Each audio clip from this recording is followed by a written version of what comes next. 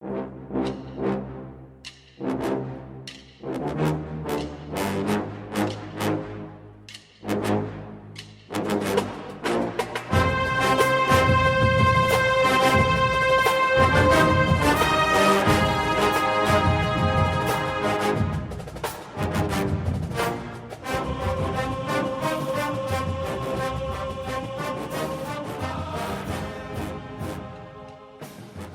morning, Bucknutters. Welcome to the Bucknuts Morning 5 here on Monday, January 20th, 2020. Happy Martin Luther King Jr. Day to everybody. I am Dave Biddle. Very happy to be joined by Bill, Bank, Greene. Bank, Kerry Coombs. Finally, those scrappy Tennessee Titans lost to the Kansas City Chiefs yesterday, so looks like Kerry Coombs will finally be coming home to Ohio State. I expect we'll get a press release from Ohio State tomorrow. That's just my guess, listeners, that we'll get something tomorrow announcing this officially. Again, that's just my guess. Bill, your take on Kerry Coombs likely coming back to Columbus? Yeah, I've had him back for about a month now. Everything points to it, all the people I've talked to. And then they've told recruits that he's coming back. So I've learned that in the last, 48, 72 hours. So it's not much of a secret anymore. I think you're probably right on tomorrow, Wednesday. Give the guy a day to get acclimated and then get him back to work. So I think it's a done deal, and I think it's been a done deal for a while, and I think it's exciting. I think he's the best possible replacement they could get for Jeff Hafley. Yeah, I agree completely. And speaking of that, like the actual, while they're coaching the games, Hafley would be up in the box, Madison would be on the field, and they felt like talking to both men, they thought that was a great way to do it. Jeff could kind of have the bird's eye view, could radio down to Greg what he was seeing. Kerry Coombs is a guy that loves being on the field, Bank, as you know. Do you think it's going to be a situation where both D coordinators are on the field, where Kerry's on the field and Greg Madison's on the field? I asked Ryan Day about this, and he said he's not sure yet, but just spitball for me for a little bit. What do you think is going to happen there? I don't think that's the way it's going to be at all. I know Kerry's been down on the field almost all his career. I think he's going to have to go in the booth. I think you need that eye in the sky, and I think it's a must. But, we'll see. Those guys are going to, they're going to do what works for them. And maybe they flop, and maybe Madison goes upstairs. But one of them is going to have to be upstairs, I believe. But we'll see how they do it. But my feeling is they'll do it exactly how they did it last year with the DB guy up in the booth, Combs taking half his spot, Madison down on the field. I think that's the way I would believe they would do it. I hope so, because I agree. I think they need one guy up there in the box, that eye in the sky. That just seems to work so well. Speaking of new coaches, Corey Dennis, we don't have to speculate on this one. This has been, probably like 2 weeks now since they promoted Corey Dennis. But I don't think I've asked you about it yet. There's been some minor debate on the board. I think most people, vast majority, like this hiring. Your thoughts on Corey Dennis being promoted from quality control coach to quarterbacks coach? Do you like this move for the Buckeyes? I think it's worthy of debate. I don't think there's a track record there. But I think Ryan Day has probably earned a lot of trust, a lot of capital, and, I think, you trust Ryan Day in this one. My feeling always, whether you're hiring a head coach or a strength coach or a secretary, I just think Ohio State is one of the premier elite programs in all of America, and I think that includes the NFL too. So I think that in every spot that you have in your organization, I think you should go after the very best that you can get for that spot. And Combs, I think, is a perfect example. I think Kerry was the right guy, man, to go get that.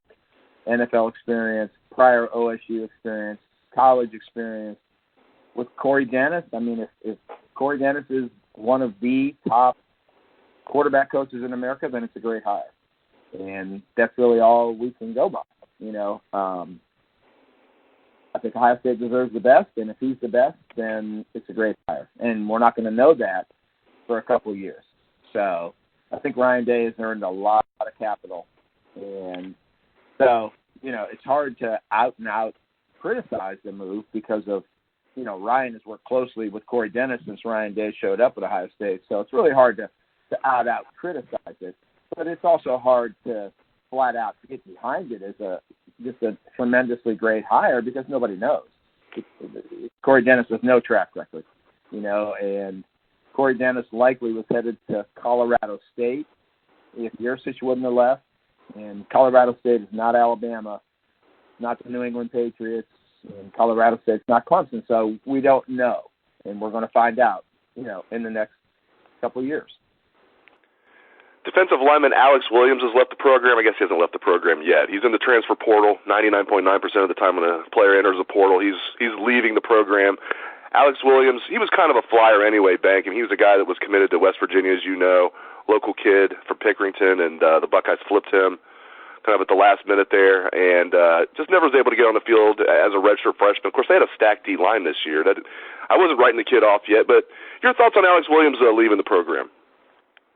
Well, they have a numbers issue right now, and you're going to see some people leave the program. And if they go ahead and add more guys to this roster, which I'm not really expecting, but if they do, then one other person is going to have to leave the program. And I think Ryan Day, is going to be really taking a different approach than what Urban took in terms of roster management. I mean, Urban was all about talent. And if he could find somebody better than you, then you had a problem. Ryan Day, I think, is more of a culture and a character guy. And I think he's going to be more in tune to the vibe of his team and what exactly transpires, when 4, 5, 6 very popular teammates have to pack their bags and go. Well, I don't think Urban worried about that. But I think Ryan Day is. I think he's going to take a little more Jim Tressel-ish approach to roster management. So we'll see. We'll see how it goes. But I think Alex can play at the Power 5 level. I would love to see him go to West Virginia. He loved that program when he was being recruited. And had Ohio State not came and flipped him in the end, he would have went there. So now that was a different coaching staff at WVU than what they have now. But Alex really liked it there. So, he's a great kid, and you just wish for the best for him. I hope he finds a great spot, and I hope he goes on and has a great career. How tight are the numbers? I think without Alex Williams, they're right around 89, I believe. Is that what you got? I've seen so much discrepancy on these numbers that I don't know. Steve Hellwagen did a great piece on that. And like I said, when it comes to NCAA rules and numbers, I'm the last guy you need to ask that stuff about because, I probably would be more like Urban. I would just keep adding guys and get up around 100, 115 and then have to cut about 30 guys. So I'm the last guy to ask on that. I really don't know. I think they are over right now. And that's, when you see we got to add Jahmyr Gibbs, we got to add a DB, we got to add an O-lineman. You can add, but every time you add, you also have to subtract. And I do think Ryan Day is going to be a little bit more sensitive toward the processing piece than Urban was. Maybe this is just me. I'm just never worried about the numbers crunch, even going back to the Tressel era. Because you're right, with Urban, there was no reason to be worried about it. He would just, tell you to get lost. But I think Ryan Day's a lot like Tressel, where he'll sit a kid down and not tell him, hey, you got to get lost. But he'll tell him, you're not going to play here. You can stay if you want. That's what I think probably will happen. Is some kids will just get the talk, and it maybe in a nicer way. I'm just not worried about them getting down to 85. I just feel like they'll figure out a way to get down to 85, and it won't even be a problem. Oh, they'll figure it out, believe me. And it's not magic. It's the underside, the dark side, the ugly side of college football, and they will get to 85. Trust me, it'll happen. Yeah, no doubt about it. Yeah, they're not going to not play the college football season. I don't see it being like an issue. I never, ever, ever worry about the numbers crunch because it seems like it's a topic every year, right around signing day and everything. It's just, to me, it's never a big issue. Of course, I don't have to deal with it like Ryan Day. To him, I'm sure it's a huge issue. Right. Right. I can just sit back here and just be like, I don't care. It'll get taken care of. One more guy I want to ask you about, Cam Martinez. And we talked last Monday about him. We weren't really sure how much they still wanted him. He was kind of Jeff Hafley's guy. And then Ryan Day went up and visited him, also went to his basketball game. Where do you think things stand right now with Cam Martinez? Do you think Ohio State really, really wants him in this class? Do you think they're kind of on the fence? Just where do things stand with Cam Martinez? No, I think Ohio State really wants him. I think they really like the kid, and I think they want him. Because if they didn't want him, they could have gotten out of this one really easily. And they're not. And, no, they want him. I think the issue with Cam, Hafley definitely was his guy. And see, Cam Martinez, he's very sharp. And these kids are not, they follow this stuff.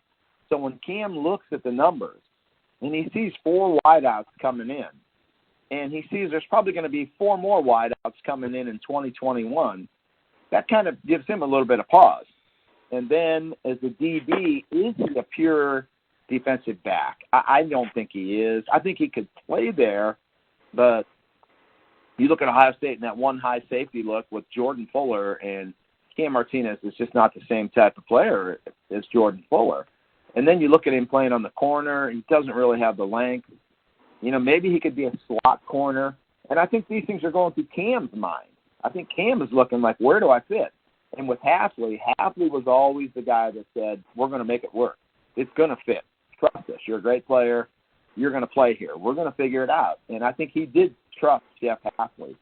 Then when Hafley leaves, then Cam is like, then it's like almost like his head is speaking to him more than his heart. I think his heart is clearly with Ohio State. Ohio State's where he wants to be, but he wants to play.